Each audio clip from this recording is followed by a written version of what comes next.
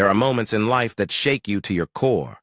Moments when everything you thought you knew crumbles, leaving you standing in the wreckage of a past you no longer recognize. For me, that moment came at a birthday party, but not mine.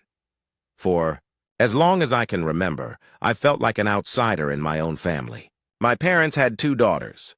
Me, their biological child, and my younger sister, whom they adopted as a newborn. You might think that would bring us closer, that we'd share an unbreakable bond. But the truth is, I spent my entire childhood watching my parents shower her with the kind of love and attention I could only dream of. At first, it was little things, a missed hug, a forgotten compliment, a distracted glance. But as I grew older, the pattern became impossible to ignore. My sister struggled in school, so my parents spent hours helping her. I brought home straight A's, and all I got was a distracted, "good job." My sister had a dance recital, and my parents made a spectacle of it. I won the school science fair, and they couldn't attend because my sister had a cold. It didn't take me long to realize that in our house, love had a hierarchy, and I was never at the top. So I did the only thing I could. I worked harder. I pushed myself to be perfect, hoping that if I just achieved enough, my parents would finally see me. I got into a prestigious university, landed a job at a Fortune 500 company, and climbed the corporate ladder. I thought that would make them proud. But no matter what I achieved, their focus remained on my sister, supporting her every misstep, while treating my success as an afterthought. Then came the night that changed everything. From the outside, we looked like a normal family. We had dinner together every night, went on vacations, and posed for Christmas photos. But beneath the surface, there was always an unspoken rule. My sister came first. When I was 5, I remember drawing a picture of our family and running excitedly to show my mother. She barely glanced at it before turning her attention to my sister, who was reciting the alphabet, something she had already done dozens of times before.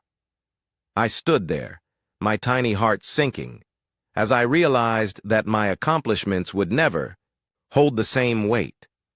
In middle school, it became more obvious. My sister struggled with reading, so my parents hired tutors, stayed up late with her, and encouraged her every step of the way. I brought home a perfect report card, and my dad just patted me on the head without looking up from his newspaper. By high school, I had learned that excellence was the only way to get even a fraction of their attention.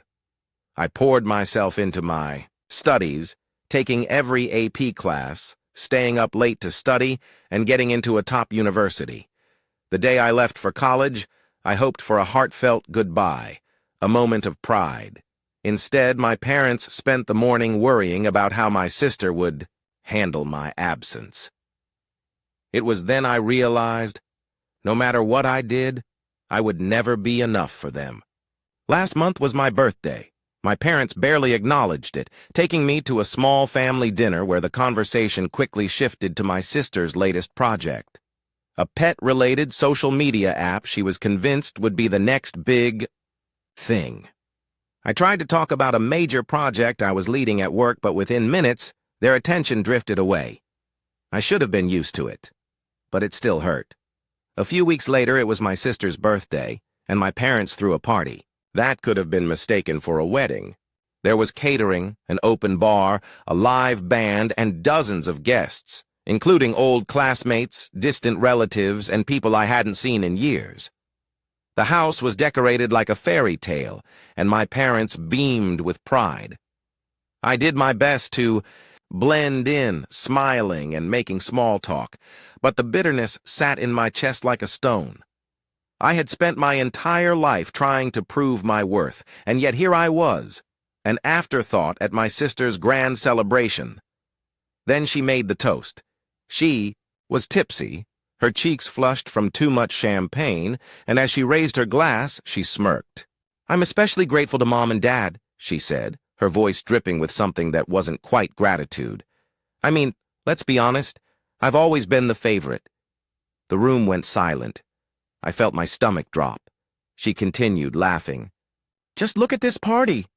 When was the last time they threw something like this for my sister?" She turned to me, eyes glinting with something cruel.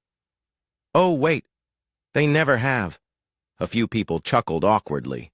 I gripped my glass so tightly I thought it might shatter. "But I guess that's because I've always been the better daughter," she continued, her voice slurring slightly.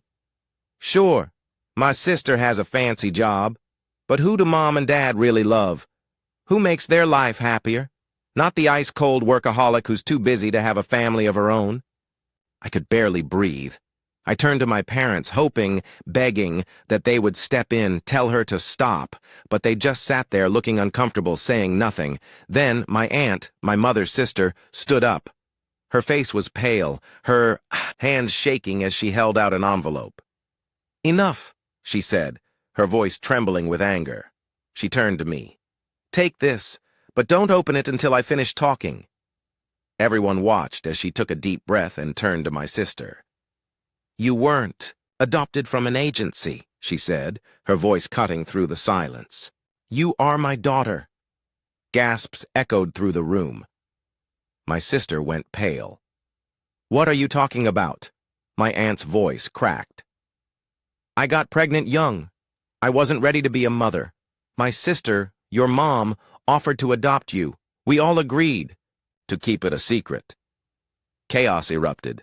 My sister started screaming, my parents sat frozen in shock, and guests whispered in disbelief. My aunt turned back to me. "I watched them treat you like you were second best for years," she said. "And I can't stay silent anymore." I opened the envelope. Inside was a blank check. "Take it," my aunt said. "Write whatever amount you need. Leave this behind and build the life you deserve." My sister lunged at me, trying to snatch the check from my hands, screaming that I was stealing from her. My parents had to hold her back. And that was when I realized I had spent my whole life fighting for a place in this family. But maybe it was time to stop fighting. The first few days after leaving my family felt empty. Even though I knew I had made the right decision, I couldn't deny the pain of cutting ties with my parents and sister. There were moments when I picked up my phone, wanting to call them, hoping to hear an apology, some sign of regret. But then I remembered all the years of being overlooked, all the times my success was met with indifference, all the moments I was pushed aside so my sister could shine. I couldn't go back to that. So I started rebuilding myself. I moved to a new city where no one knew me as the forgotten daughter or the overshadowed sister. Here, I was just me, a strong, independent woman, no longer living in anyone's shadow. Slowly, I learned to love myself in a way my parents never did. I found new friends, people who valued me not for what I achieved, but simply for who I was.